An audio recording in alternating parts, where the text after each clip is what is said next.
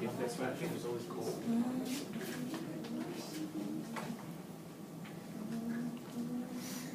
Oh, where's the bathroom?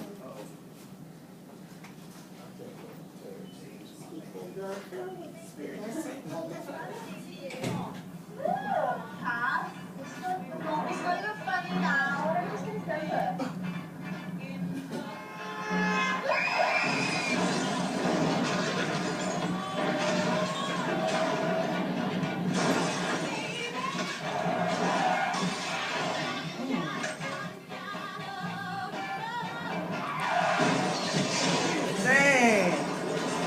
Oh my gosh. Wow. Oh, that he's looking at the phone though. Ooh. Ooh. Damn. We forgot to flip the car.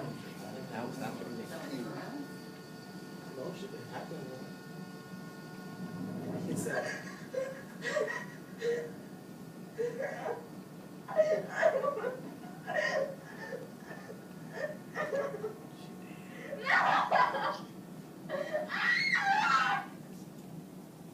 Okay.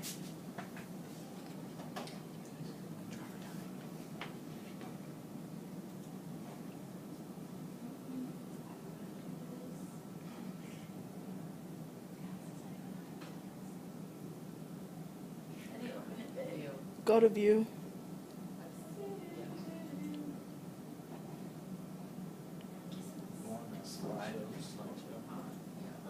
Okay, there we go. I was a little slow with that. Okay, so I'm here today to talk to you guys about texting and driving. The purpose is to persuade you guys to stop texting and driving through my own experience. At the age of 16, it's common for teenagers to get a license, a driver's license. It's actually one of the most exciting feelings, most of us. I don't know, it's an exciting moment for most people around that age. It signifies a sort of independence and freedom for teenagers from their parents or just themselves, that they're able to drive and do things. I have three best friends, two, counting myself, it's three of us. One of our best friends got their license before us. So on March of 2012, myself, my best friend, and three of our good friends, we decided to go to McDonald's and get some ice cream. From there, the purpose was to get some ice cream, meet up with my other best friend and another couple friends, and all hang out. My tip to you guys, keep your eyes on the road. A tip from Stop the Text, Stop the Wrecks, designate a texter. What that means is borrow thumbs from a friend or lend your friend or passenger to have the privilege and right to use your phone and text for you. As we left McDonald's, we made a left on US 1, and it leads to a street that I pass every day because I live right down that street, and it's 157th Street. As we were in the car singing to some summer hits that just came out, my best friend Elena gasped and she honked the horn. And all I remember was hearing the brakes squeak really hard, and everything went white. I heard the cars colliding. My tip to you, don't take anything for granted. Think before your actions. A tip from Stop Text, Stop Wrecks, silence is golden. So what that means is turn off those notifications.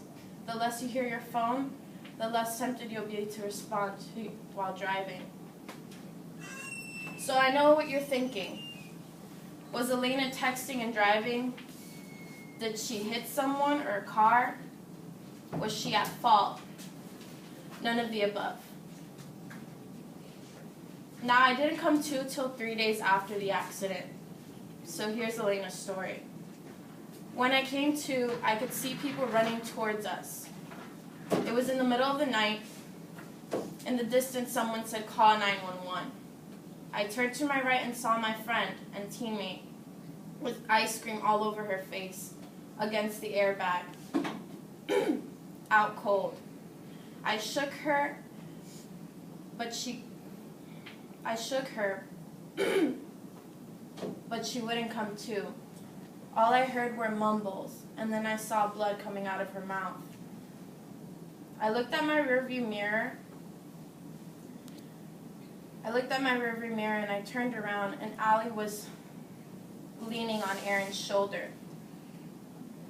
Aaron was on the right side of her. Aaron's eyes were somewhat open, as if he was in shock. Then I noticed he wasn't breathing. I screamed, "Help!" I quickly looked, and Lazaro was on Allie's lap, bleeding everywhere. And at that moment, I thought all my friends were dead. I was stuck in a car, freaking out, and Celeste finally came to and calmed me down. I turned and saw Allie's eyes open, and she started screaming and then passed out. Seeing my friends like this in pain and waiting for help to arrive was one of the worst feelings and patience I had. So a tip from Elena: if you have to contact someone, wait till you're at a stop, or call, or have it on speaker, or use Bluetooth to connect your phone.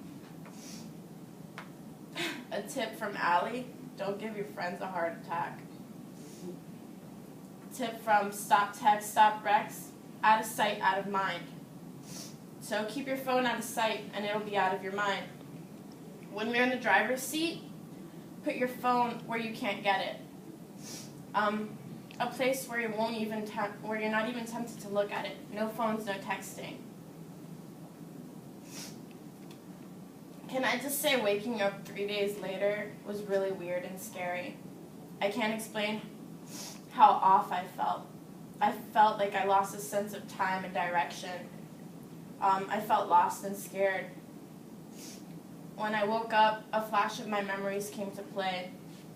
I was in the middle seat, laughing. I was play fighting with Lazaro and Aaron because they were trying to take my ice cream, and I was pretty hangry because I just got out of practice. All of a sudden, I heard Elena gasp and honk. I felt the brakes, and Aaron and Lazaro quickly put their arms in the way of me, as if they were somewhat preventing me from flying out of the car. Mind you, this was one of the only times I actually had my seatbelt on.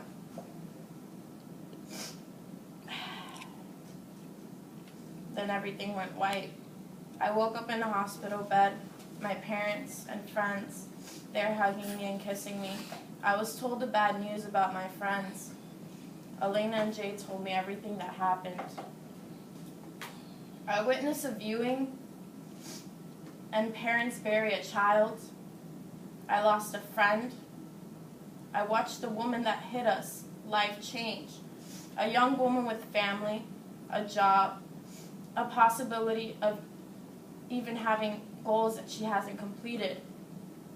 I also witnessed insurance pay for all damages involving injury, medical bills, and car expenses. I witnessed my friends and family go through pain of losing a friend and a family member. I also saw the pain in their eyes because of the fact that they almost lost me, Elena, Celeste, and Lazaro. Is it really worth it? I ask myself every time I do it. Tips by Allie: use your phone wisely. Another tip by Allie: live every day like it's your last, with happiness and love. A tip by Stop the Text, Stop the Rex: find an app. A map that can help you stop texting and driving. Download a favorite app like Spotify or Pandora, and forget about texting and driving.